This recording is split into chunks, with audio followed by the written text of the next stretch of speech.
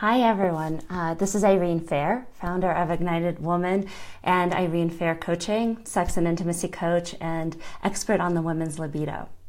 And I've been following the story of Asis Anzari and Grace. You may have heard about this, and I've been thinking a lot, and I have a lot to share about this topic, so I wanted to start these Facebook Lives and start this conversation.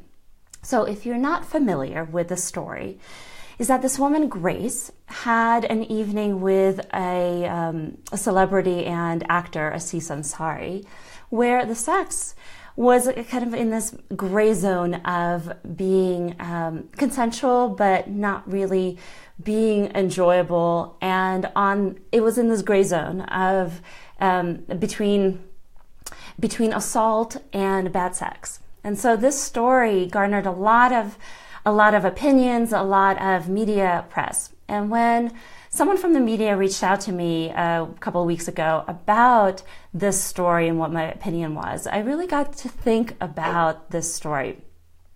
And I noticed so many women coming out of the woodwork, sharing their stories of bad sex, of situations like what happened to Grace and Asis. So it was sex that was too fast, that may have been a little too aggressive, a little too forward.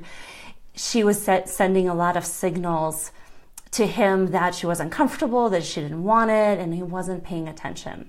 Or he was, and then he would pick it up again. And what I want to have a conversation about is that how much grace is every woman. How much most women have been in this situation where it's consensual sex. They want to be there with their partner, but it's going too fast, or it's not actually going in a way that honors their body, honors their speed, and that is pleasurable to them. And here's the thing. So as a sex coach who works primarily with women in relationships and couples, I see this not only in hookups, but also in otherwise loving and caring relationships. I see this kind of sex play out on a regular basis in women's lives. Again, not even thinking about hookups, but regular lives. That this is the kind of sex that many women know as the norm. And that makes me sad, and that makes me angry. Because there's so much more to sex that's possible. There's so much that's available to both men and women if we learn how to be with each other in sex. And so I want to share how much compassion I have for women like Grace. I've been in that situation many times where I've ended up in a sexual encounter that wasn't pleasurable, that wasn't feeling great, and found myself struggling. How do I say no? How do I stay in this situation, yet share with my partner that this is not working and find a better way to connect? That situation where we want to be there, but it's not working, and we want to find a way to share that with our partner, to say no to this, but this is what I want, and have them listen. And here's the thing, is that this incident with Asis Anzari is showing that we've hit a wall in sex. We've hit a wall where we've gotten to a place that the way we're doing sex is not working for women. It's not working for our bodies. It's not working for our souls, for our hearts. It's not working for us, for our pleasure.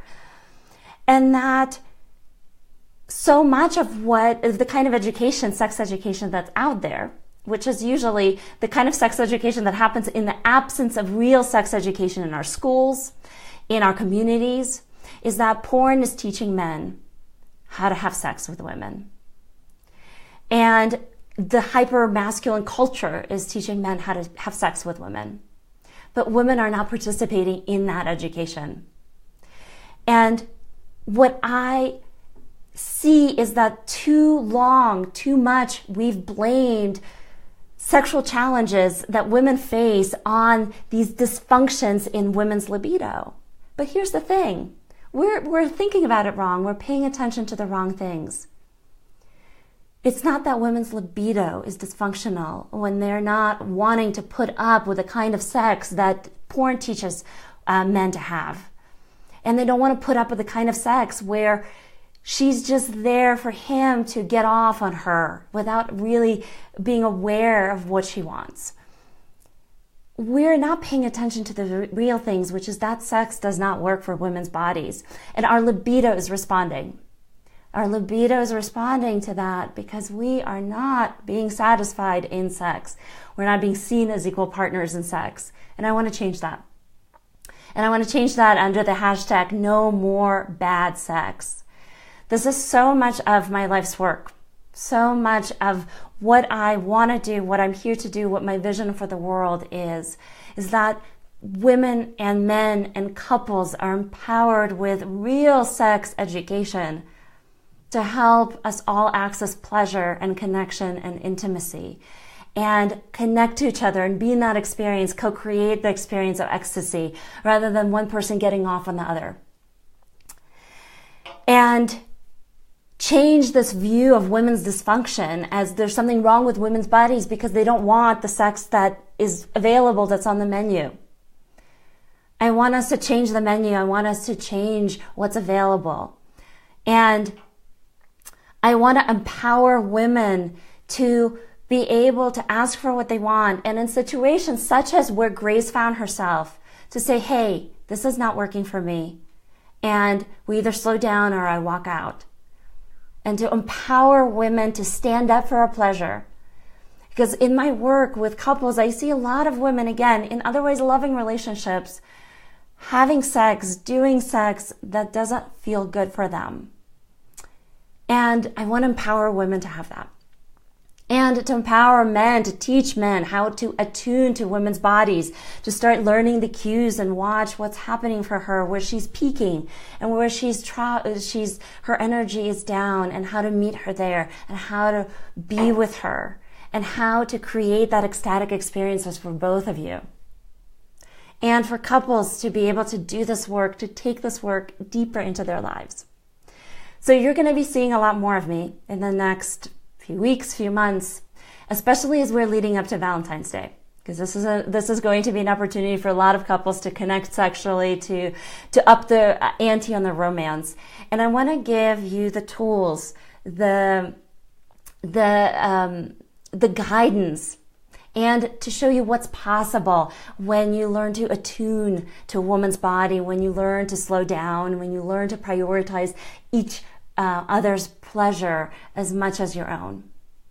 So you'll be seeing a lot more of me on these Facebook Lives, on YouTube, and I am so pumped up to have this conversation because there's no better time right now with the Me Too movement, with the Asis Anzari story, with the empowerment of women to start defining sex that works for us, to start thinking about, and again, not only thinking and envisioning, but standing up for the sex that we want. So no more bad sex is the hashtag. And I invite you to be active on here with your comments and your questions, and I will see you more on the Facebook Lives.